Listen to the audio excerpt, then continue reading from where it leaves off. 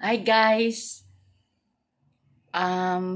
para po sa mga cancer patient, yun na nga kasi before ipinost ko yung good news na from 9 cm, yung latest CT scan ko is 3 cm na lang po.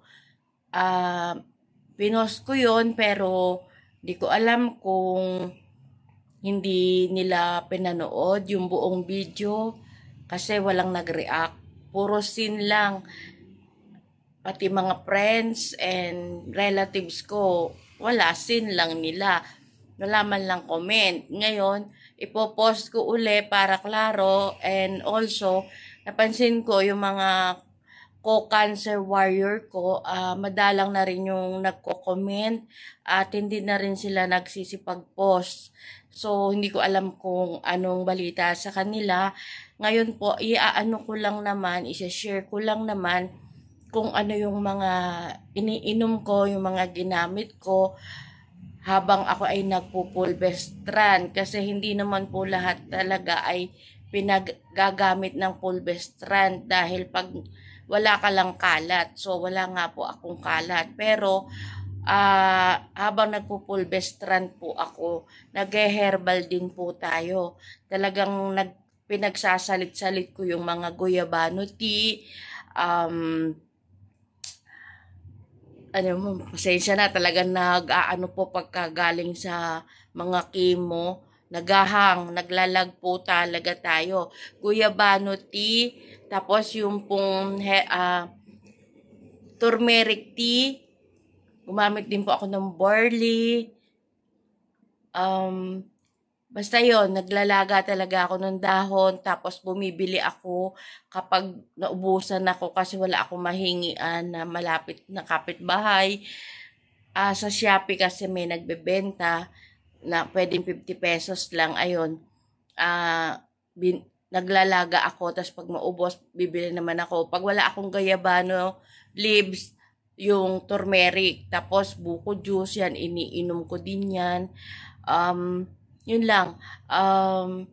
Tsaka yun nga, wag pa stress, 'di ba? Medyo wag nyo masyadong dibdibin yung cancer nyo, bayaan nyo lang siya dyan. And syempre, prayers, 'di ba? Ayun, i-share ko lang uli yung good news kasi parang walang natuwa.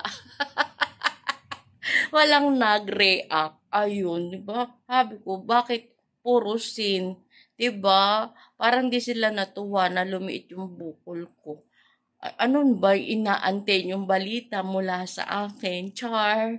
Ayun lang guys. Share ko lang para yung mga nagda-doubt kung iinom ba sila ng guyabano tea. Pero para sa akin, parang malaking bagay po talaga yung guyabano tea. Talagang lumiit po yung ating boobs. Parang natuyot siyang bigla. Hindi ko alam kung dahil din sa fulvestrant, sa radiation, kasi ang tagal eh. Ang tagal ng tapos ng radiation and yung aking chemo. Tapos yun nga, fulvestrant. Pero yun nga, sa pagkakaalam ko, ang fulvestrant, pine-prevent lang niya yung pagkalat. Pero yun nga, sabi ng isang onco doctor na maganda daw yung effect sa akin ng fulvestrant. Kaya hindi ko alam kung pampatuyo ba siya, pampaliit ng bukol. Basta yun lang ang alam ko, uminom ako ng herbal.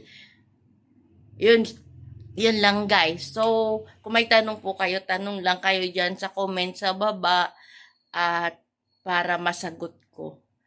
Ayun. Thank you for watching guys.